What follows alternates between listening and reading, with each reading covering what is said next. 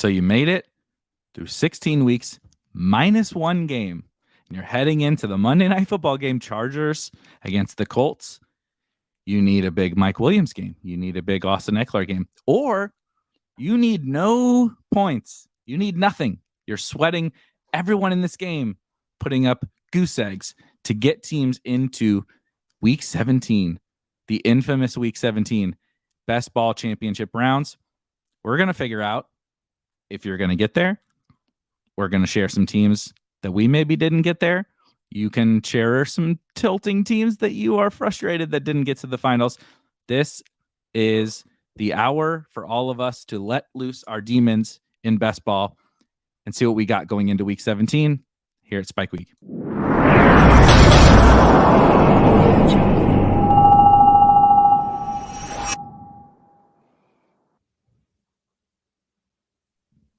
Our little rocket.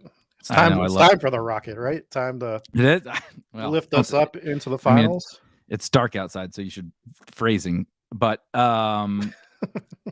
very first, right off the rip, the question I have for you. We actually, Rob and I talk a lot about our teams and stuff for shows and all that throughout the course of the week.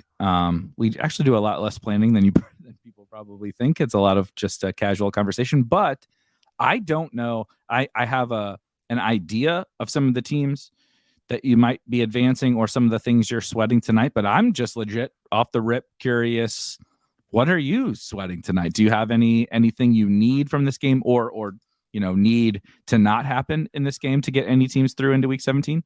I have multiple teams that need a lot of help, and luckily that help is mostly concentrated though.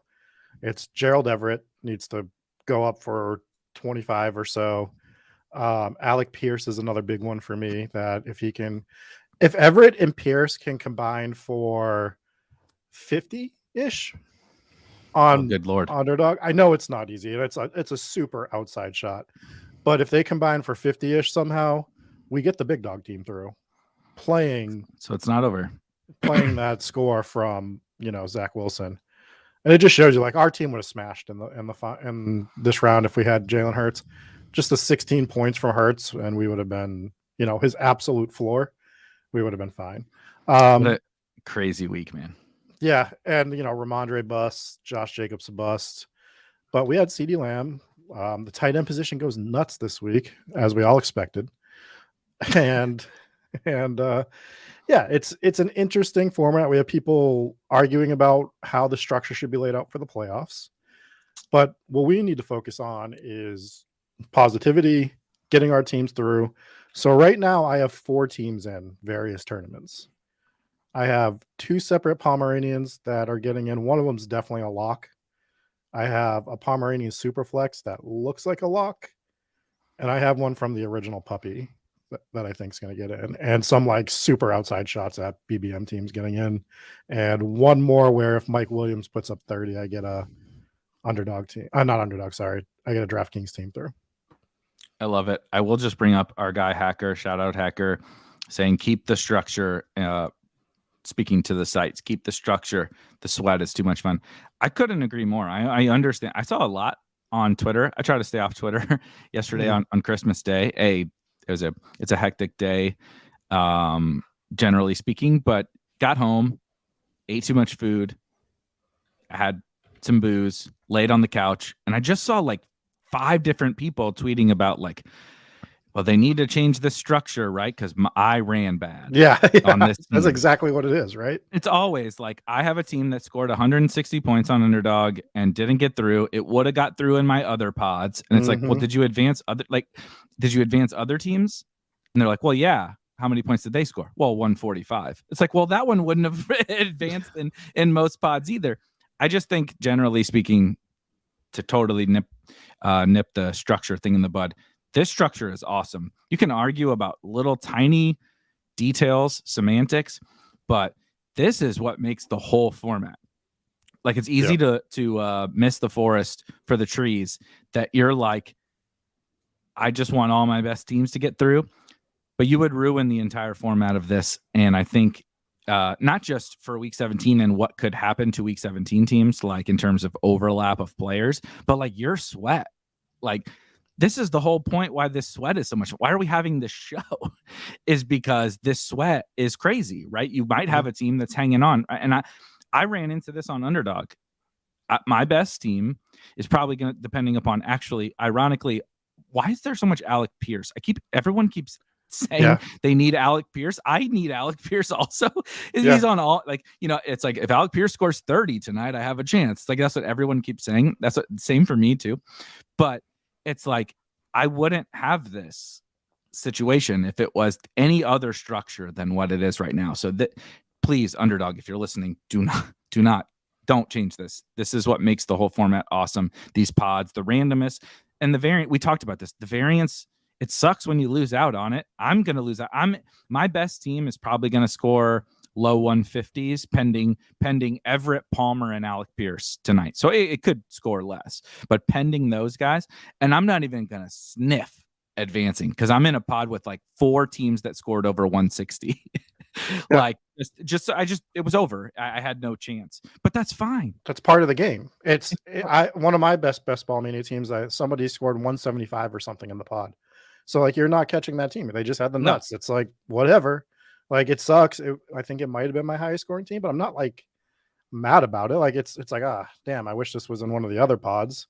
It was the Josh Allen double. I think there's still like some sort of way for that to advance, but I can't keep track of literally. This is the whole thing. If Alec Pierce goes for 30, we're all going to win. Everyone is going to win, apparently, if Alec Pierce goes off.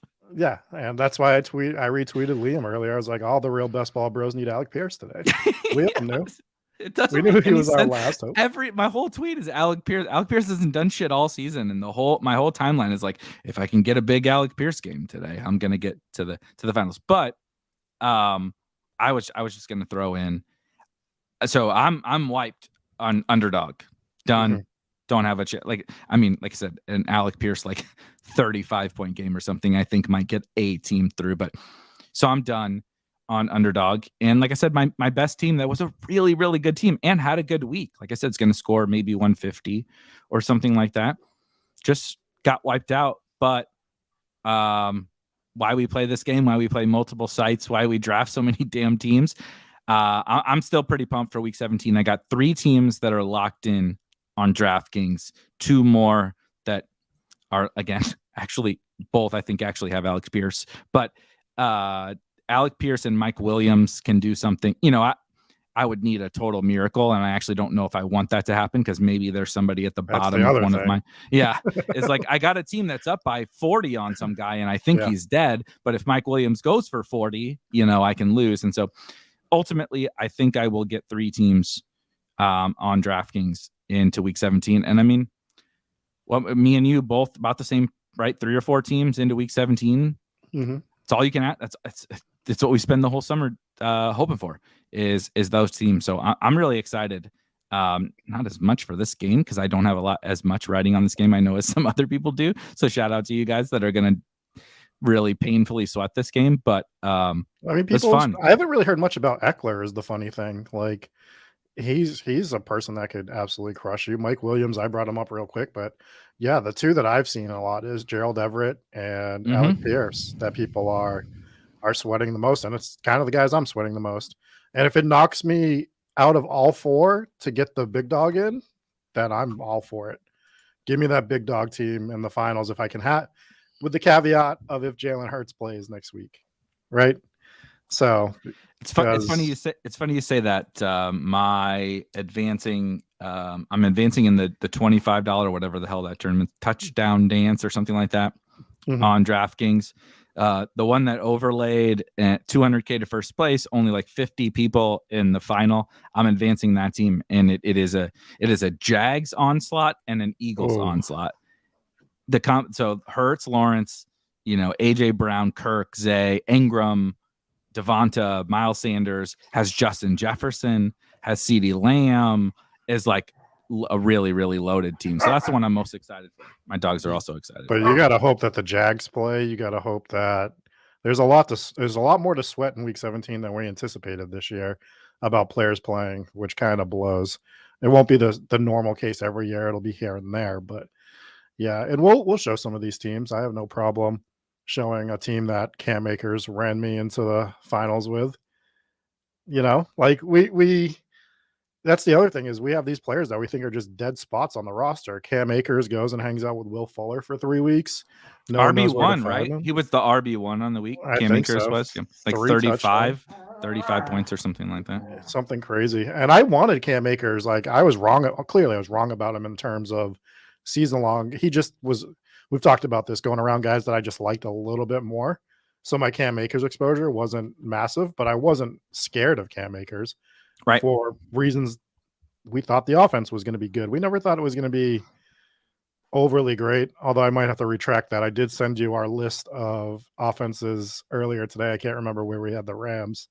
They might have been on the second tier, but it was an interesting list to revisit. Maybe we can look at that at the end of the show. The funny thing about that is if you go back again, why best ball is so great is you go back and you would say, if you drafted any Ram, you're mad, right? Because you think about it through the lens of your traditional season-long league. It's like you drafted Kupp, oh, he died, that sucks. Allen Robinson, horrible. Stafford, horrible.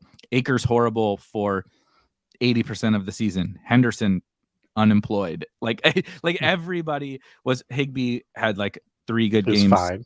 Yeah, but like again, he was a tight end. He was on the field as a tight end. That's about the nicest thing you could say about him. Right. And then in week 16, the second biggest week of the entire season, Cam Akers and Tyler Higbee went absolutely nuclear. And they both buried some teams that I had. I'm just sitting there at Christmas watching Tyler Higbee turn into fucking, the second coming of Travis Kelce on steroids. I mean, that was unbelievable what Tyler Higbee did. They're ISO routing him at the goal line against cornerbacks. Who the hell saw this coming? Who saw Cam Akers? Who saw the Rams scoring 50 points, right? They didn't even have we've joked a little bit about Ben Skoranek over the course of the last couple of months because he was like the leading target getter for the Rams for a stretch. They didn't even have Ben Skoranek. Like, he's on IR. Everyone is gone from the Rams, and they hung 50 on the Broncos. It's like, that's just absolutely crazy. But, so you lose some teams to that, but there's other people out there that gain some teams to that. It is what it is. And I thought that actually that game kind of encapsulated the fun of week 16. It didn't help me, but man, like, if you have a Cam Akers team, like, how great are you feeling right now? Like, that's glorious. And I think I got through because of Baker Mayfield on a team. When we go through these teams, we'll look at them. See, probably should have done some more show prep here. Got my background changing. But yeah, we got a team through, I think, because it's like, it might have been Jalen Hurts, quarterback X, and then Baker. I think it was actually Justin Fields, to be perfectly honest. And I think I took Baker in the last round. And Baker's the reason I advanced because Fields only got like 9 or something like that this week. He started out hot too. I thought Fields was going to have a good game. He buried some of my DK teams. Not to cut you off. Lots of awesome messages. I want to bring up some of the sweats and everything as we start to talk to this from the people from the chat.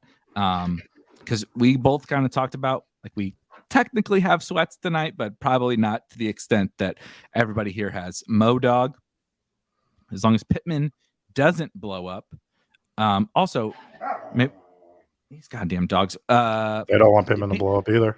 They're not Pittman fans. Everybody keeps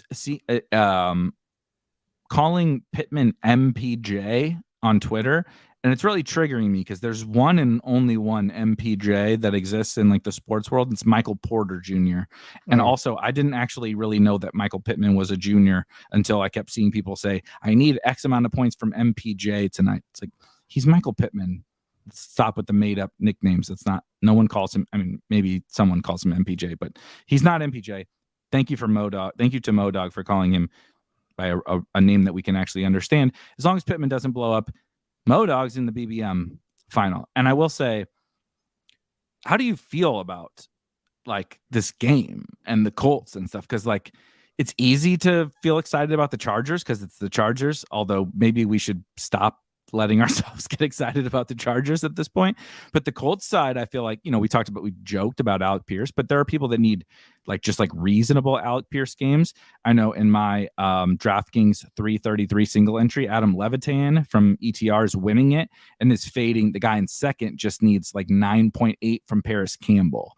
And so it's a lot of Colts are actually low-key relevant tonight. Zach Moss is on some teams, right? Just crazy stuff.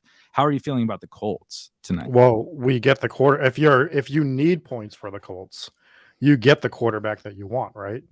If I had a pick of their starting quarterbacks, it would be Nick Foles. Could he go out there and lay an absolute egg? Of course. But of the three, who's going to go out there and chuck it down the field and, have the balls to just doesn't care and lets it rip? It's going to be Nick Foles. BDN. Right? Yeah, literally. Yeah. So you're excited if you have Chargers too, because the only way this game shoots out, I feel, is with him at quarterback. Matt Ryan's not going to shoot the game out for the most part. I mean, that Minnesota game was real fluky. That's not going to happen again against the Chargers, most likely. And who's the other guy again? Ellinger is definitely not going to shoot your game out for you.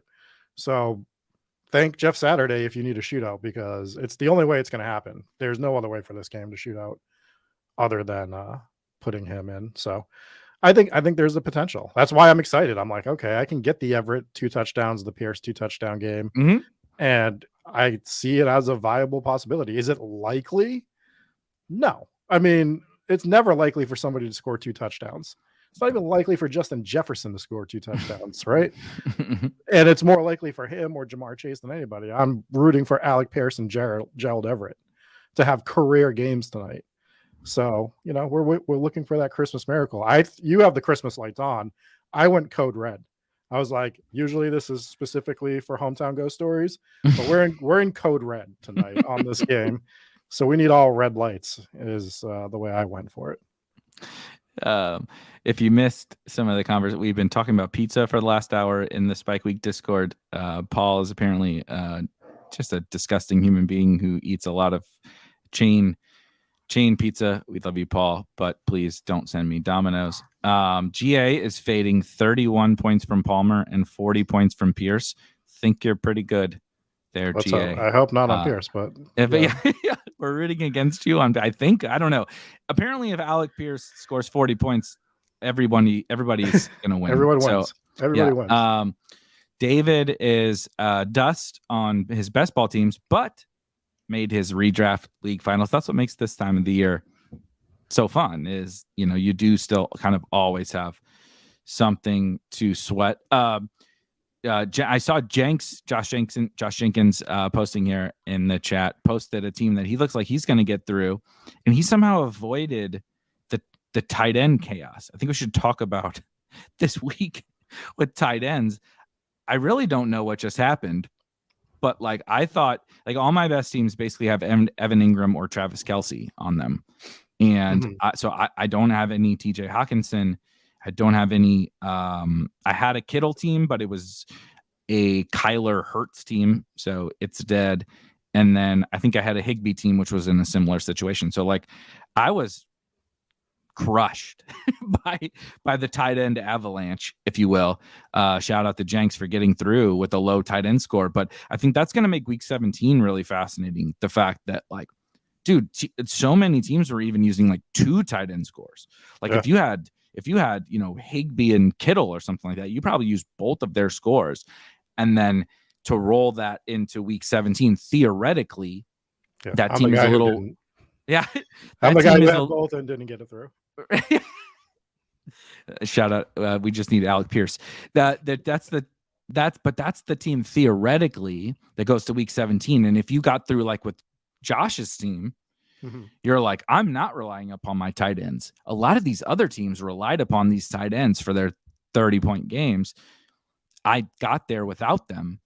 That's kind of an interesting variable heading into week 17 is dude, if you needed the TJ Hawkinson 40 ball or the Tyler Higbee 30-point game, I mean, I hope you're not relying on that in week 17. I hope your team is supercharged, but just the whole tight end thing was really fascinating, I think, in week 16. But it still makes it different from last year, right? Where Mark Andrews was the big tight end that advanced everybody. So this year you could have advanced with one of those three guys that you brought up, and then hopefully Gerald Everett tonight when he goes for 40. But yeah, so like even though you're advancing with those tight ends, it's still going to be way more different than last year at the position. Like I would assume. So, and if you got a team through that has Kelsey, you feel great, right? Because now you have supreme leverage on a game that the Chiefs still have to win. They still have to beat Denver. Denver just got 51 put on them against the Rams, which means that the Chiefs would probably put 237 points on them this week. And if they put 237 points on them, Travis Kelce's going to get at least 7 touchdowns or something like that. So, right. but seriously, like he's such leverage, and you love it if you have him going into a team. 2 weeks in a row, I think Travis Kelce is some of the best. I know. Again, he won't be low owned because that's just how it works with Travis Kelce, because he had a fine week again. But like this past week, we talked about it. I think on the last show that like he was 15% total owned in the semifinals on underdog in BBM, and it's like he projects like double. Now, obviously, the projections are projections. When the games play out, it doesn't work like that, right? TJ Hawkinson can have a 40-point game. But when we're talking about leverage, when you go into week 17, TJ Hawkinson, Tyler Higbee, George Kittle, all these other guys pop off. They're much more highly variant than Travis Kelce. So, like, you go in, you snuck a Kelce team through. Week 17 is the perfect spot for him to bury all the tight ends, like absolutely bury everybody else. And you got him at low ownership, not even because he sucked, right? It's one thing to get a guy through. You're like, God damn it. He, Garrett Wilson, right? I got Garrett Wilson through, even though the Thursday night game sucked and the Jets were terrible, blah, blah, blah. It's like, that's awesome. But you got Travis Kelce through, even though he wasn't even bad. Like, you didn't have to like make up for it elsewhere. So Kelsey's definitely one of the guys I'm most excited for. One of the first teams I was going to share was my Superflex team. And the structure is a little bit different, where you obviously it's a Superflex, so you can play 2 quarterbacks. You only play 2 wide receivers unless your other flex is your wide receiver. But for my quarterbacks on that team, I have Mahomes, Zach Wilson, who's inactive, but I got Malik Willis, Tyler Huntley.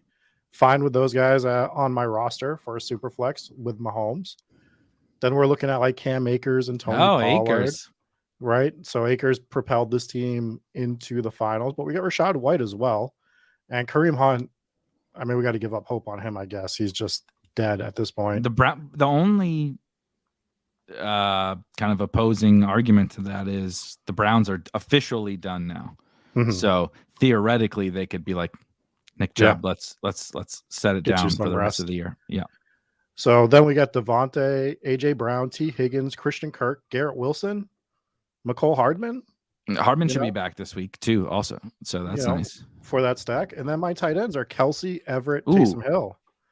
So this team is a lot of fun for a Superflex because we see enough guys that I don't really need to use my second quarterback on this team theoretically. So I'm excited about this team. I wasn't even expecting it. It was one I wasn't really monitoring. And then when I went through teams last night, I was like, oh, this team's advancing. One of those deals. So as we go through, we'll show some more of our teams. Do you have one that you want to show to everybody that you're like real excited about? I'm going to end with my puppy team because it's the highest stakes that I have left.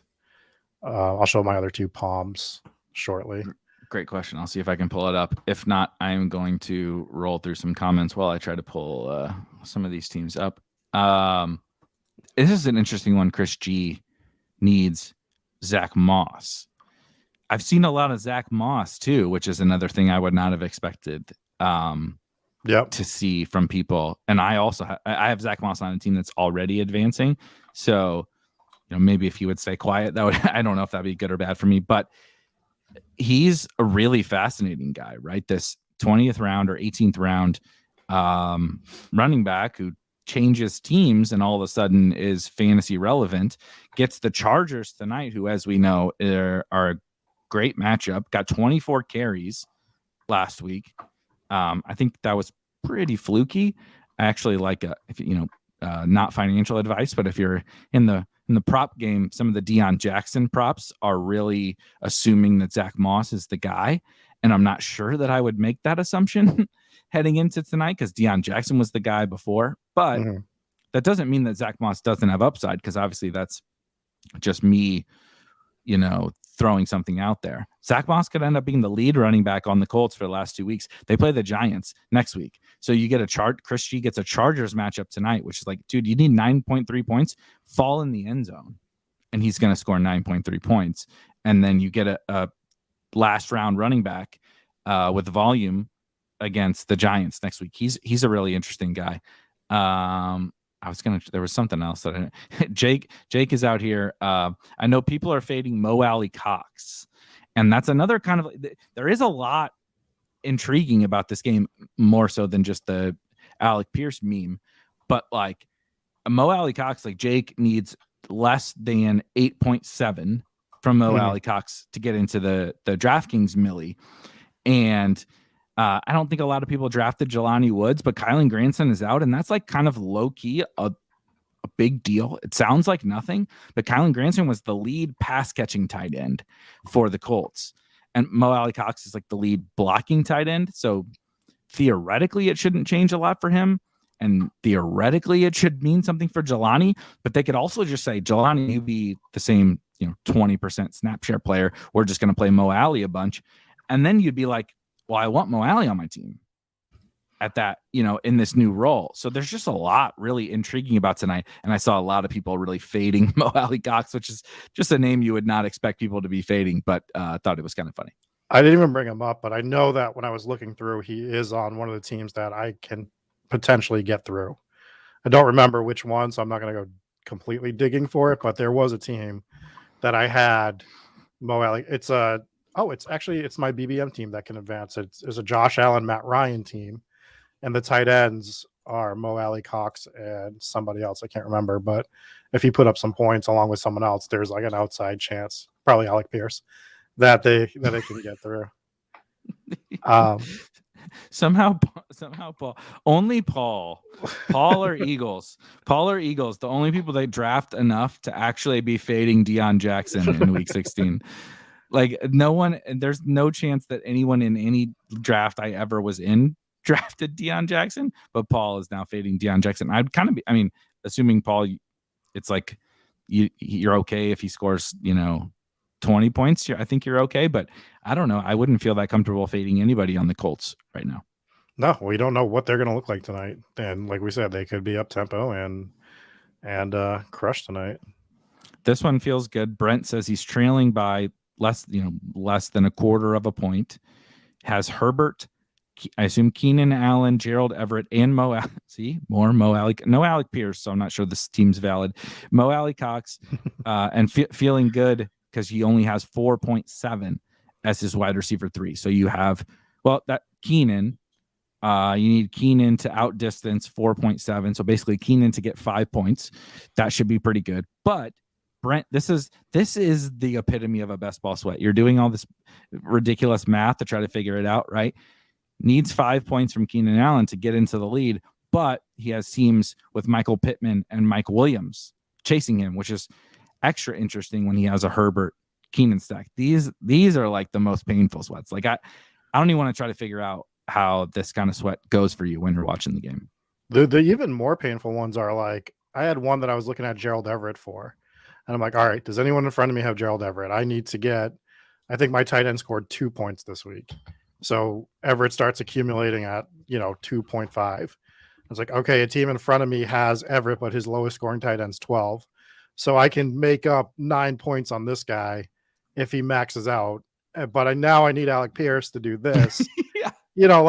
Those are the ones where you're like, all right, I'm not going to look at this anymore because I'm just going to hope that whatever needs to happen absolutely happens.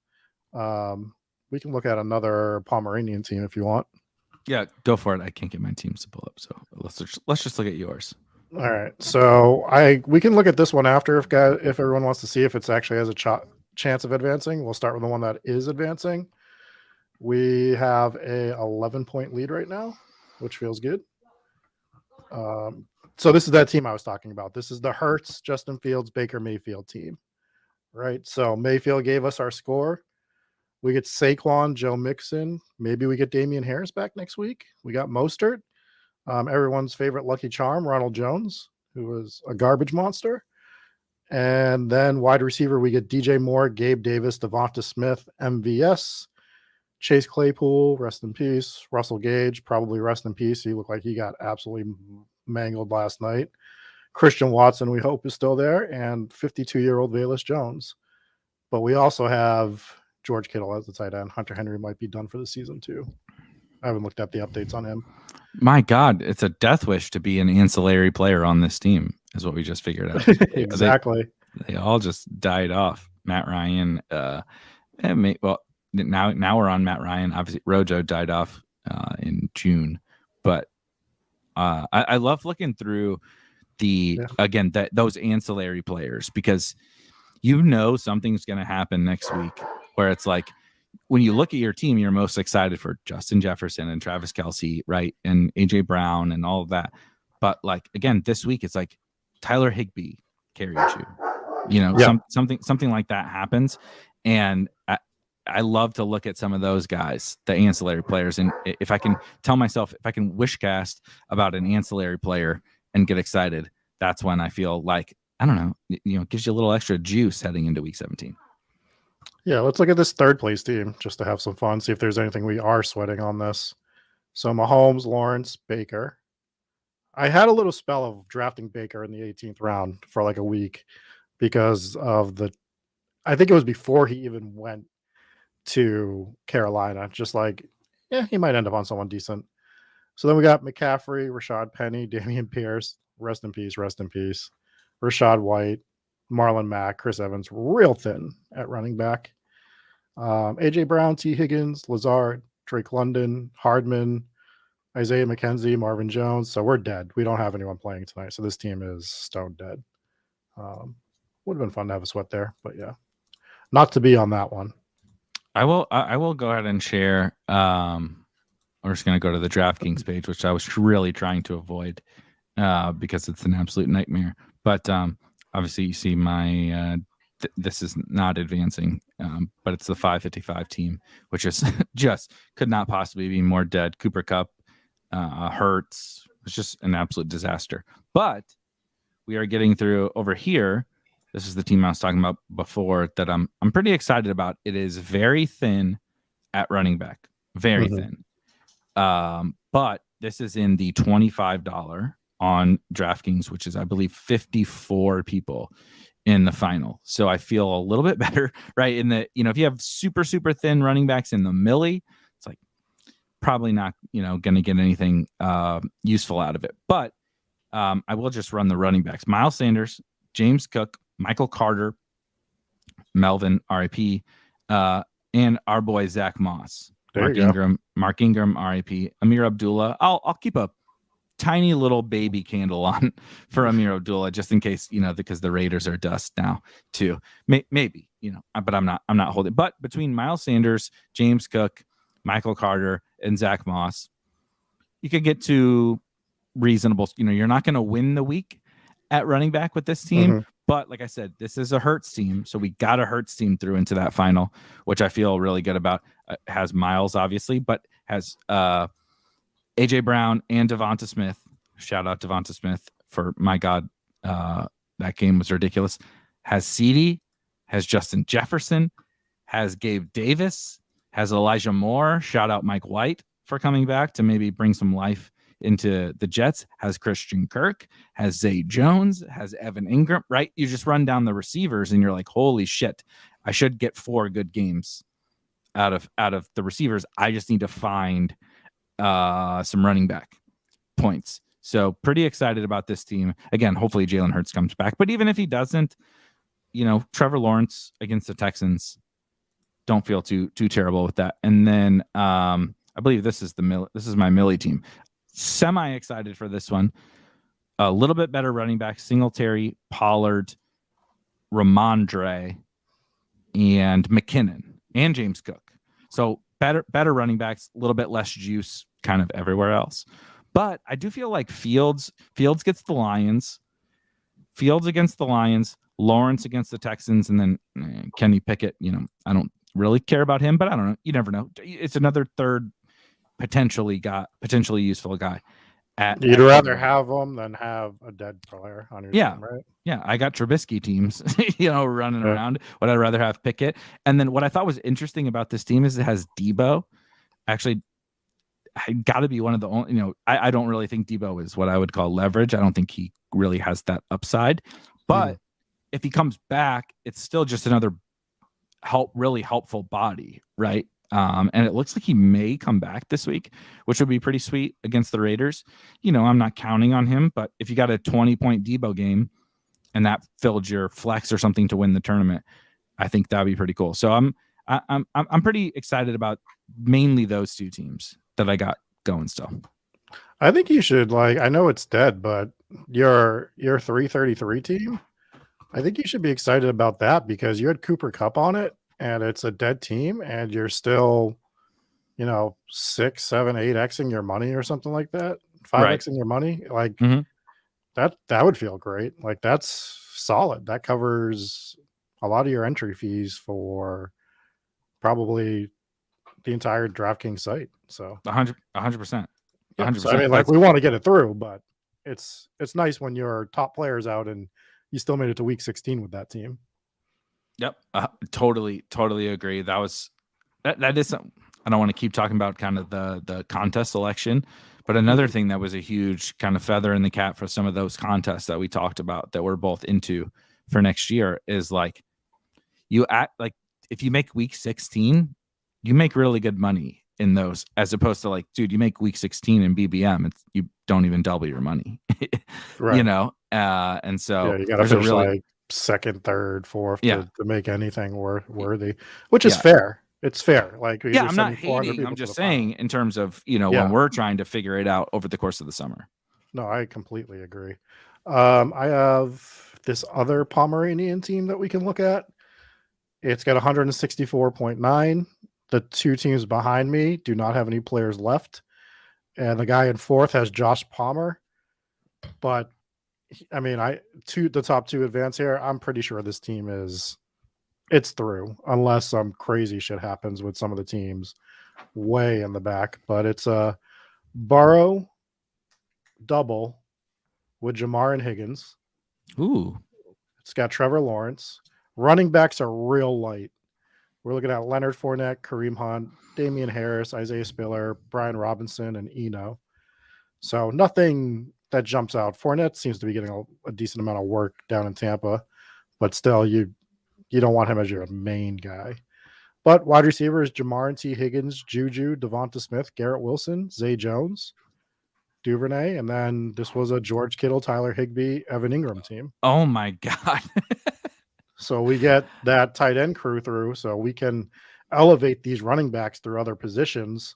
And if this could be one of those teams that's sitting in 8th place next week going into Monday Night Football, and I have the Jamar Chase T. Higgins double with Burrow, and people think I'm out of it, and then I just shoot up the board and take down a tournament with it. So it's an exciting one.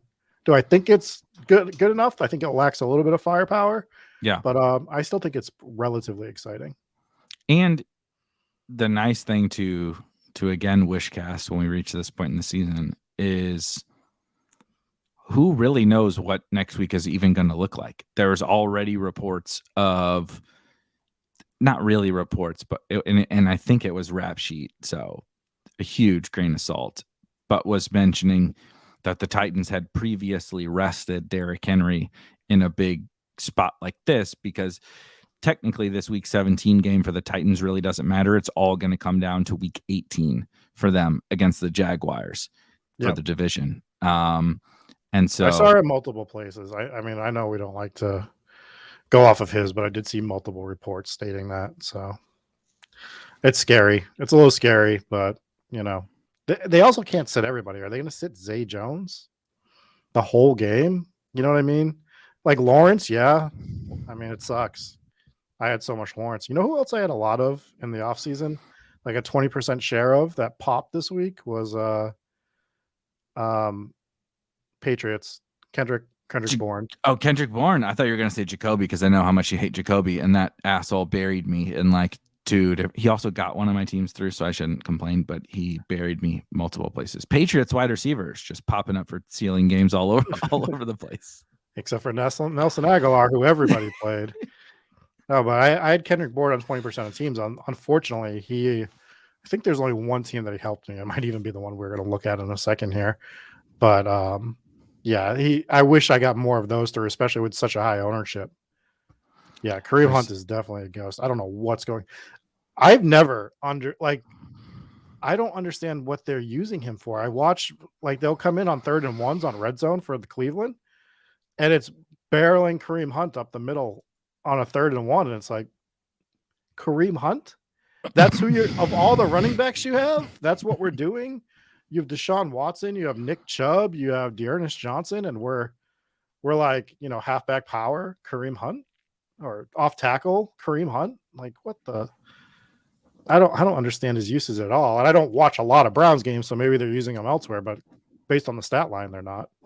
Yeah, trust me, I had a couple of really good Kareem Hunt teams, and I noticed the stat line being absolutely nothing. This is also funny from Jenks. This is what we do. You notice this as best ball players. You're like, well, I'm not dead because I just need Alec Pierce to score 40. And it's like, if you take a step back, how many people scored 40 this week? You're like, well, one. You're like, and you think Alec Pierce is going to be the second one that scores 40 points this week? Like, it's not. The dream's not dead. The dream's not dead. It's not dead. And I want to go to bed early tonight, but I'll probably end up watching this entire freaking game like I did with the Bucks last night, just praying for a Fournette walk-off touchdown. I turned it off. Yeah. I finally turned it off. Yeah. You were smart. I sat there. I'm like, come on, Fournette, just break a 30-yarder because the big dog's super live then. Like if we get 9 more. Yeah, right. We're real live. All right, let's look at the puppy. Do we want to start with the team in second to see if it's live, or do we want to start with the team? I want to see that. I want to see what's potentially chasing first. All right. It looks like it's going to be tough. This guy put up 158 in first. I don't even know if we have anybody live. We got Mahomes and Cousins. Speaking of Cleveland dusty running backs, we got Nick Chubb, Devin Singletary, Ramondre, Tyler Algier, TDP. What a dud from Ramondre, by the way. Oh, my God. Holy cow. And for this team, it didn't matter too much because you see that Chubb was the lowest scoring at 10.7. So he's my flex right now. I mean, you'd rather him score, over that, clearly, but he wasn't the killer. And then you see Jefferson, and you're like, how is this team not advancing? You got Debo. Yep. You had Jefferson, Debo, Gabe Davis, Amon-Ra, Devonta, MVS, Julio. And then we go to tight end, and that's where we probably got killed, right? He's probably got some of those advancing tight ends. We even went 4 tight ends here with Albert O, LOL. It should be Albert LOL going forward, right? Gerald Everett, Taysom Hill, and Noah Gray. And Taysom did fine. 11.6 was acceptable out of him. Mm-hmm. So basically, we need Gerald Everett to score 25 on this team in order to get it through. Just need Gerald Everett to be, what Jalen Waddle did yesterday. No big deal. Break a 70-yard touchdown. Yeah. No big deal. Jesse says Jacoby's still better than A-Rob. Rob. I agree with this. It was the most tilting bet of my life last year, where every week I bet $10 with Jesse that Allen Robinson would outscore Jacoby Myers. And it would be like a 4-3 game every week. And Myers would win just every week by like a point, and they'd both score under 5. And it was like the most tilting year of my life based on that bet. You lost those bets every week, and Jacoby Myers didn't score a touchdown. That's how bad Allen Robinson was. That's how bad he was last year. Unbelievable. And this year, for being honest. What Mike Robb said, did you guys ever update on how the hot sauce draft was finished? No, and I would prefer not to, but I can try and go look. All right, while you're pulling that up, we'll go over the puppy team that's advancing currently. So this team put up 167.6, which is real good. The team in second has 156, so we'll see if he can actually catch us. But let's go through our squad first. So this was the Jalen Hurts, Jared Goff team that I was talking about. And I actually like this team because wait till you hear how different it is. Like, you're going to cringe at some of these players, but then when you think about it, you're going to be like, this team is going to be like relatively unique in the finals for the puppy. So we got Hurts, Puppy Goff. one. Yes. Puppy one. Puppy right? one. Yeah. Yep. Okay. Which I think is the biggest prize pool of them all. I think so. Yeah. So Najee, I have a Najee team advancing. Dalvin Cook, Devin Singletary, Ramondre, Dearness Johnson. I don't hate it. No. Like I would, if you had shown me this team 4 weeks ago, I'd been like, ugh, get that gross team out of my face. But for this to get to the finals, Najee, Dalvin Cook, Devin Singletary, like Ramondre, good team, Ramondre. Good running back. This is a legit good running back room.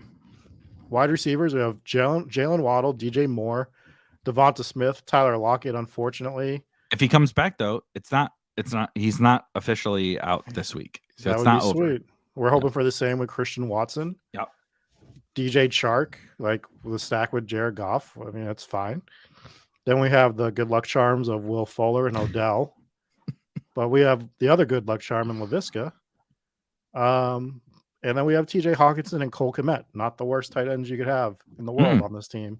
So TJ Hawkinson should be right up there in ownership this week. But other than that, the running backs are what's intriguing on this team to me, because the wide receivers are solid enough. And you've been talking about it for 2 weeks, I think now. Devin Singletary, late season, the Bills seem to just like to rely on him. We saw it last week against the Bears. We might see it against Cincinnati again this week. And I wouldn't hate it. Yep. And having Devin Singletary as that late hammer going into that game, I would like to have a bring back on this, which we don't. But yeah, it's I really like this team. I like that this is the one. And if we get Hurts back, then oh baby, we have some potential here to maybe ship the puppy. And I don't think the finals is too crazy on this one. I don't think they show it on the info. No, if you go to triggers me. All rules. All right, so I'm looking at it. It's not popping up on the screen, but yeah, of course. Round 4 is 115 players. Okay, that's not bad. So it's not terrible. And first place is 75K. Oh, 75. Okay. So it's pretty flat. 40K for second. Third is 25. Fourth is 20. So top 5 team on this. You know, hell, top 7 is $10,000. Yeah, that'll do. That'll do. I would love to ship that. That would be great. The folks are correcting us for not knowing which one of the 17 puppies is the highest prize pool, but Sorry, Puppy 3 got up to $1 million. Prize pool. They went ham on that one, huh? Yeah, they went ham on Puppy 3. Sorry, Puppy. I didn't know if it was Puppy 9 or Puppy 3 or which one was the biggest one. Oops, that's not what I wanted. We did have a Puppy 3. I don't remember if that was one of the ones that was close. We can.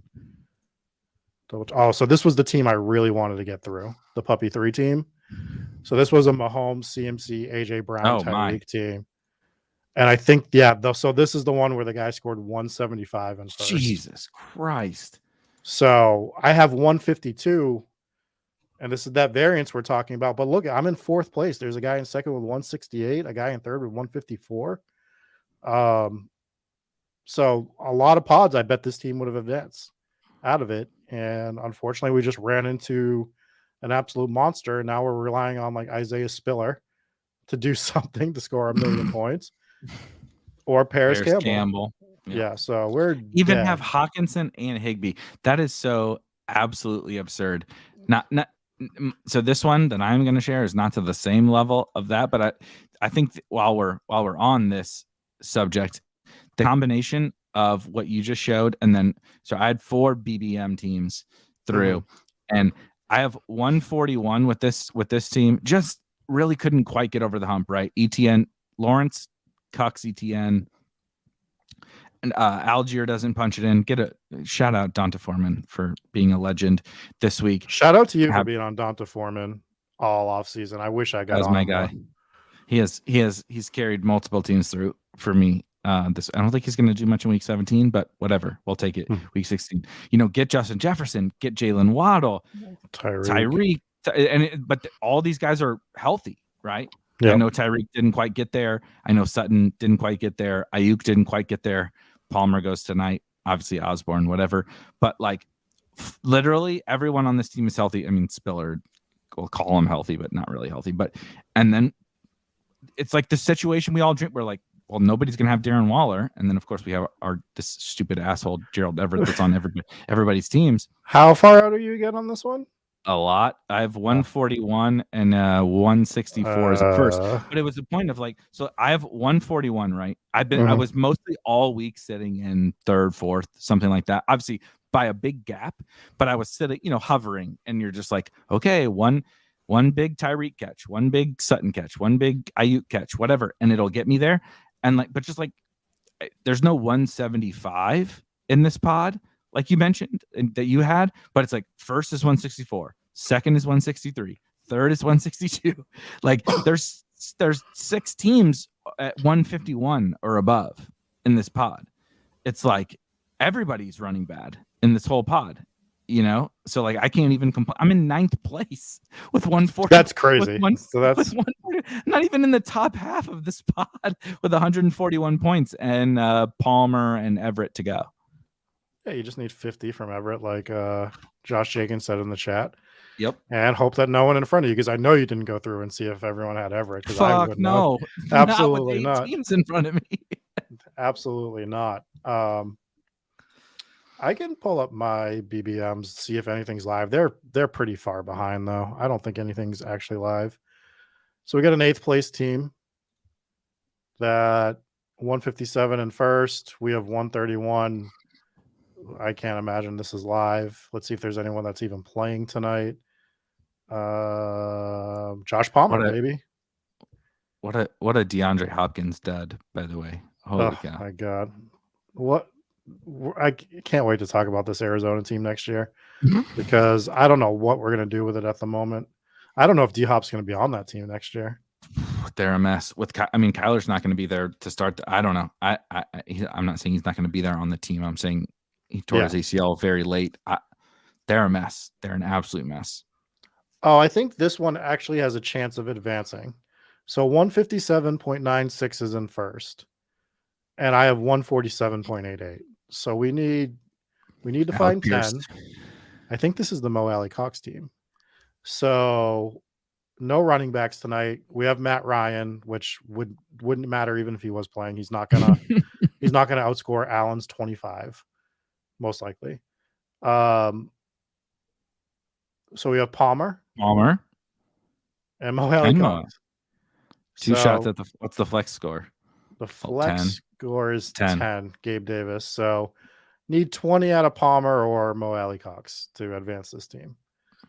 Not likely, but not completely dead.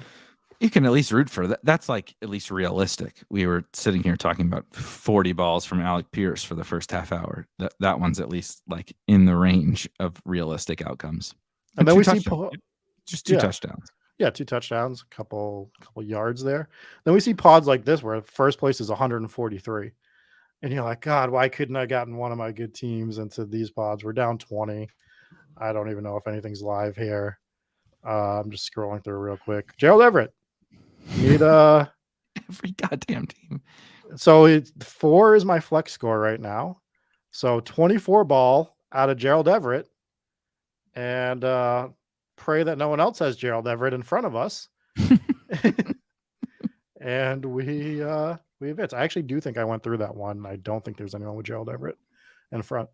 So I don't believe it. Everyone has Alec Pierce and Gerald Everett. I thought that's what we have figured out. We established it. Yeah. So I can run through it super fast.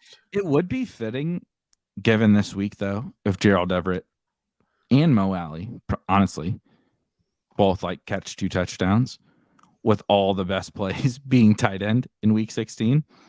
It would kind of at least play to the theme. The theme of the week. Yeah, absolutely. The theme that just absolutely buried all my teams that don't have any of these guys. But so he's live. Nobody has him in front of me. So I love it. 2024 at Everett. So yeah, we're looking for. I think a lot of us are looking for somebody to just go nuclear tonight, right? We can't have like spread fantasy Right. points across the board.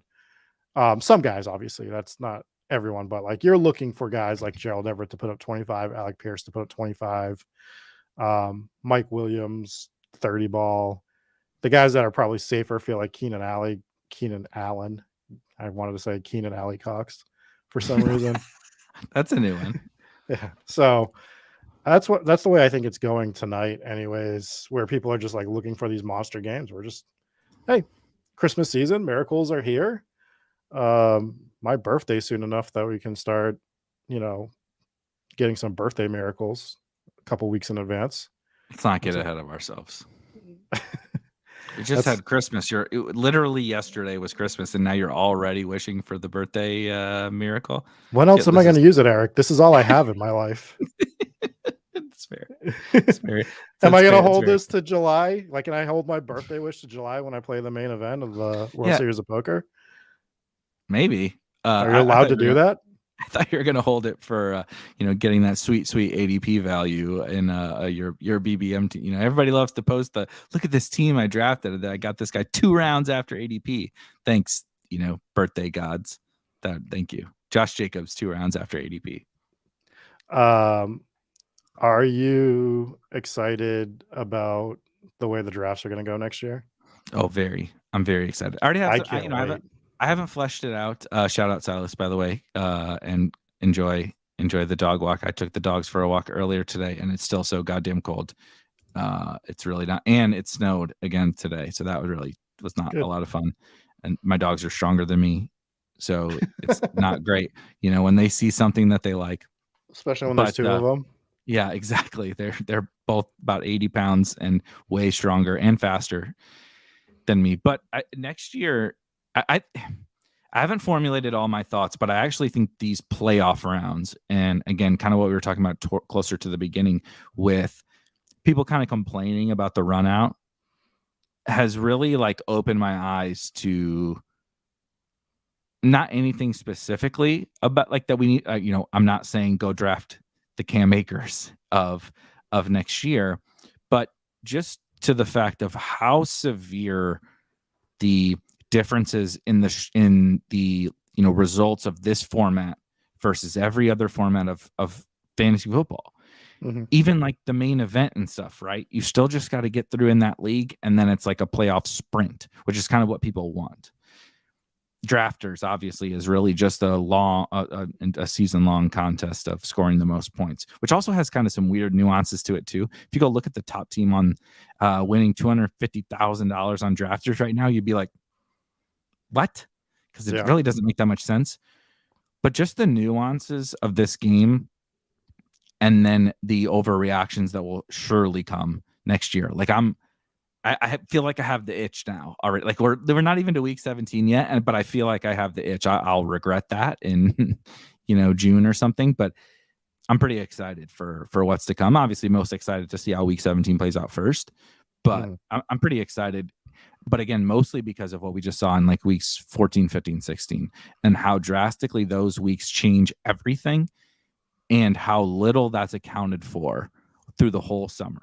Right, the whole summer is never ever, like we do talk about week 17 mostly jokingly, but we never talk about the weird nuances of this game. And I'm not saying that there's something specific that we need to be like, oh, this is an edge, go draft Cam Akers. But I think that just acknowledging it and at least being thoughtful about it is something that we can do to maybe give ourselves an edge. So I'm pretty excited for that the next 9 months or whatever. Yeah, I think the other thing people need to do, don't be down if you're not making it to week 17. This is the opportunity to learn. Not everything that you did was wrong. Not everything that you did was right. The way to improve is to self-reflect. Like with anything, you need to look back at yourself and what were you doing during drafts? Was it something that you're confident doing again going forward? Is there tweaks you want to make going into the next year? Again, we're going to talk about all of this. And just because the process didn't work out doesn't always mean it's wrong. You can play the best poker tournament of your life. Doesn't mean you're going to win it. All right. there is some variance that creeps into everything that is in this sort of field. So my first data point goes off of the discussion we had last week.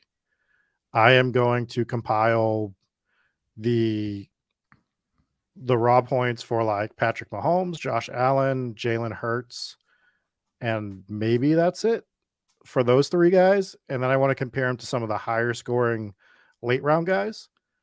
I want to see what the point differentiation was. Like I have a Mahomes, Jared Goff team, and Mahomes, I'm going to throw out some arbitrary numbers, but they're going to be close to what they were. It was like 260 for the season for Mahomes and like 110 for Jared Goff.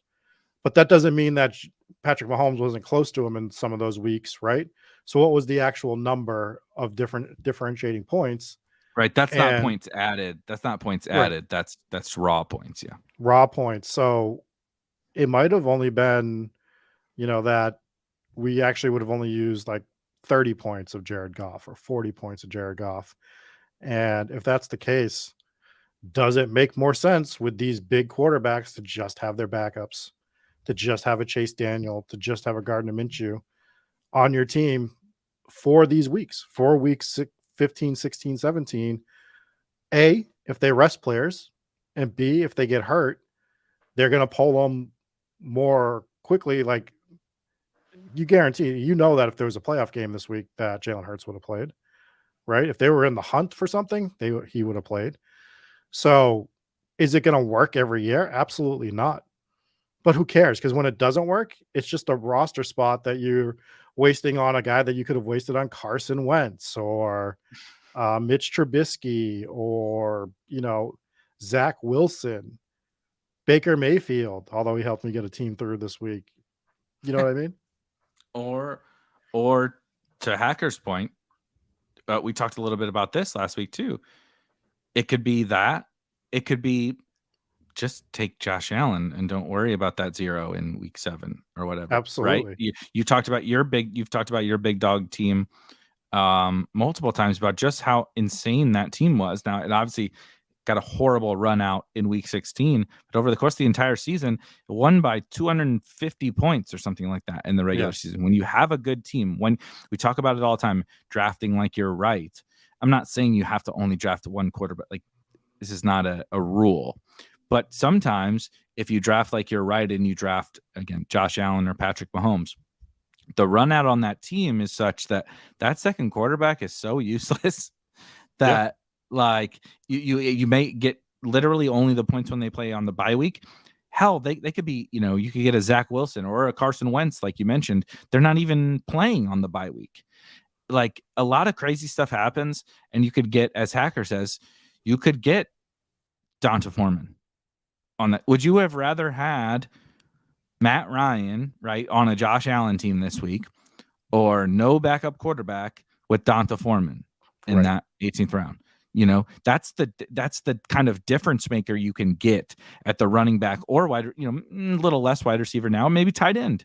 Maybe you're able to get Higbee, right? I'm just throwing guys out there. You're able to get Higbee on a team that you wouldn't otherwise have gotten Higbee on because you would have taken a 15th round quarterback instead of a 15th round tight end. There's just so many ways that you can get to some of these things that we talk about, but everyone in this whole game does it the same way. Draft 2 quarterbacks, got to have at least 2 quarterbacks, got to have at least 2 tight ends, right? Don't cross over their buys, got to get at least a minimum of 5. People are just barely still doing the hyper fragile thing at running back, right? People, it's like I got to get at least my 5 or 6 running backs. Everybody just drafts the same way, and if you do little deviations like you're talking about, with instead of Davis Mills, put Minshew on the Hurts team, or just take Hurts and put Donta Foreman on the Hurts team. Like little things like that have been such valuable lessons to me this year. If I did that on this team, if we took Donta Foreman, we'd be looking at a 22 score from him instead of Zach Wilson. 2 from Wilson, yeah. Right. And Tannehill got us nothing. I mean, and this is obviously hyper focused on one team, but I think when Hurts advanced 27, 28, 29%, we have a gigantic sample size of imagine if all these Hurts teams either didn't draft another quarterback or if they drafted Gardner Minshew. And I'm not saying that I'm only doing this with the elites, right? Like I'm not saying that I'm gonna, as soon as I draft Hurts, I'm like, well, gotta draft Minshew now, or I drafted Hurts, can't draft another quarterback now. It's gonna be a mixed bag. It's still gonna be Hurts with some guys. It's still gonna be naked Hurts teams, and it's still gonna be Hurts with some Minshew here and there. And I think if we want to get like really hyper specific on a team like the big dog, and we'll talk about this in the offseason, I like doing the Minshew play on that team a little bit more based on advance rate stuff and everything. So like, Yep. I think any big buy-in, if I draft an elite quarterback, I'm going to have a high rate of drafting their backup. Right. Pending their backup. Again, like we talked about last week, Minshew is it just so happened to play out this way. So it's really easy. Mm-hmm. The best backup quarterback in the league who really can slot in. He can't do what Jalen Hurts can do, but no, like, would you rather have Gardner Minshew or Matt Ryan or Davis Mills or Carson Wentz? Of course, you would rather have Gardner Minshew. What did he get? Like 16 this week? Something I don't remember offhand, but like somewhere in that wheelhouse. Could have been way, way more. Yeah. He actually has upside. One thing I will add, and this is definitely true. Updog says next year we all agree, we've said this a lot of times, the elite quarterbacks are going to get pushed up. So he's saying like a solo quarterback build will be more popular. And I do agree it will be more popular, but it's kind of like, I guess it would be two things. It's like how zero RB got more popular this year, but still most people don't do it. Like, you know what I mean? It's like, okay, so a few more people will draft the solo Josh Allen team. Not a lot, but a few more people out of a 500,000 people is like useless. You know what I mean? It's more, but it really doesn't mean anything in a tangible sense. It's kind of like the assumption of rational coaching type thing. Like, we assume because we're going to push all these elite quarterbacks up that other people are going to be smart and be like, well, if I'm going to draft Josh Allen in the first round, maybe I'll draft him as the only quarterback a little bit more and take this approach.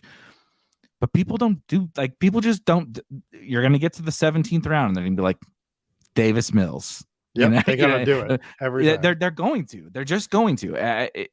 It's hard to explain human psychology. I'm not a psychology expert, but that's kind of just what it's going to be. People cannot get past that. We're years away from people getting to these kind of concepts. We are a small fraction of the people that are drafting teams on Underdog and DraftKings and drafters, like the people that take it real seriously, right? So you're going to hear it more because we're going to talk about it on stream. You're going to see it on the Discord multiple times over the off season, probably ad nauseum, as people trickle in and start wanting to talk about it more. It's going to keep getting rehashed. But your normal, guy that's drafting 10 BBM teams over 2 months, he's going to play it like his regular fantasy football league. He needs 2-3 quarterbacks.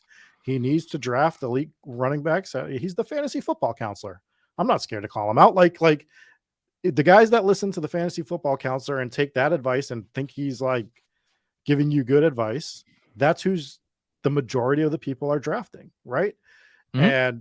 And that's what we're going to see still. Now, it's going to not feel that way because it's like if we're 10 people, if me, you, and 8 of our friends are talking poker all the time, and you're like, in a vacuum, 90% of the time, you should be opening ace king under the gun at 2.3x, like a lot of the time. Like, and so you're doing it. Then you go to the table and 75% of the table is opening at 4x, right, 5x, right, exactly, 6x. Exactly. Oh, 8x because they're playing jacks, right? They don't know how to play pocket jacks. They hate pocket jacks. So they're playing pocket jacks at 8x.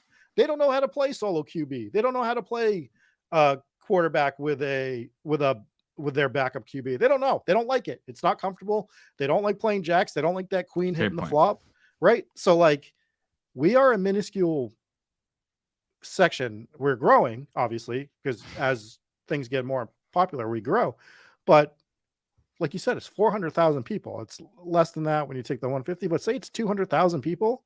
What do you think that percentage is ever sitting here going, what did I do wrong this year? What did I do wrong this year? What can I do better? Watch poker players. 90% of them will never say, what did I do wrong? They're like, I can't believe you called me with king queen on the turn on a 10 jack deuce board with one club, and you got, it's like, bro, like, what are you talking about? So or they ran bad, right? They got it in on a coin flip, or a little better than a coin flip, and right, you got somebody sucked out on you. That's just it's human nature. I'm not saying, look, we just pulled up a team where I'm going to score like 150 points and I'm going to finish 9th in the fucking pod. Yeah. You know, in BBM. Like, do I feel like I ran bad? Yes, you're goddamn right. I'm human. I feel like I ran bad. But that's what most people will do, and carry that over into the next year and not think about all this shit. Not think about, okay, how do I take the things that I saw? Not like the things that I saw results. Like, we knew this about Josh Allen before. We knew this about Patrick Mahomes before, years ago. Yep. Not even just this year or last year. We knew the power of this elite quarterback. It's been being talked about for forever, right? And so, but people are so set in their ways, and then they take the results as strictly variance when it runs against them. Point blank, period. There's no more conversation about how do I take that and learn from the process that I just experienced, which is what we're trying to do here, is not just say, fuck, I went all in on Javonte Williams, I ran bad, now I'm not going to go all in on another player. That's not the lesson, but there are lessons around, we use this quarterback thing because it's really easy to articulate the like elite quarterback and backup quarterback thing, as opposed to some other structures and strategies. But like, you and I are not saying like, I'm going to draft a bunch of solo, like all my Josh Allen teams are going to be solo teams, or all my Hurts teams are going to be with Minshew, or what. No one is saying that, but we're saying that there are potential things, gaps in the market that we can figure out. And as Updog says, even if people start to do them more, that does not mean that they're efficiently being utilized. That's what I believe about zero running back. Maybe next year zero running back will be efficient. The moment that zero running back, which I don't believe this will be true, maybe ever, but the moment zero running back becomes efficiently utilized by the market, you'll be listening to me talk about robust builds for fucking 6 months, because then it will flip. Then the robust teams are now the underutilized structure, right? But the whole point about zero running back is not only are the gains so outsized, as we have now seen for this whole goddamn season, how good zero running back can be. Look at the results of this year, but no one does it, right? There was like less than 10% of teams, and this was last year in BBM2, did zero running back. And now this year, you know, Hayden, I'm sure Hayden, as always, does awesome research. We'll do it again. It will be higher than 10%, but it should be like 40, 35. I don't know. I'm just throwing out numbers. Efficient ownership of these things should be a number, and we're so far away from it. And that's the thing with the quarterback stuff, is even when people start to catch on, not enough people are going to do it. And that's the edge. Yeah. I mean, I thought the edge all year was the 5th round elite quarterbacks with Mahomes, Hurts, Kyler, Lamar. And I think it mostly proved to be true. Kyler died, Lamar died. But if you had Hurts or Mahomes, like, we see the numbers that they advanced, right? And like you said, they're going to get bumped up. And to your point about the 10% zero RB teams, that number is even skewed because it's like 100 teams, and 2 of those hundreds that of the 10% were my team and you and Pete's team. Yeah, right. So what's the field doing? Right? We were I believe we were the only top, like, even like 25 true zero RB team in BBM last year, Pete and I's team.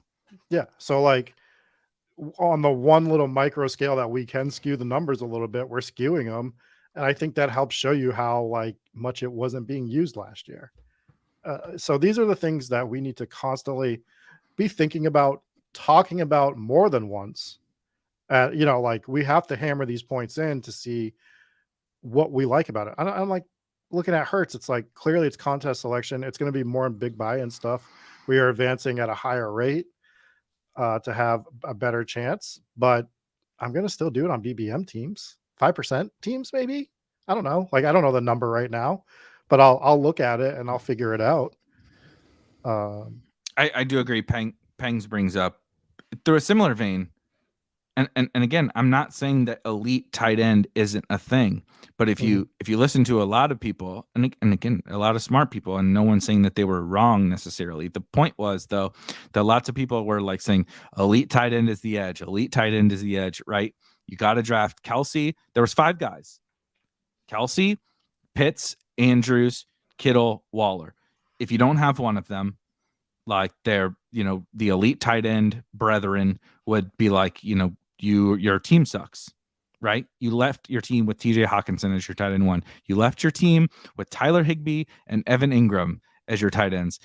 Your team sucks.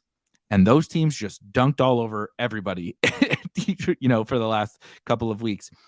It's not that elite tight end can't be a thing. It's that it also had become a thing that everybody has acknowledged as what we thought was an edge.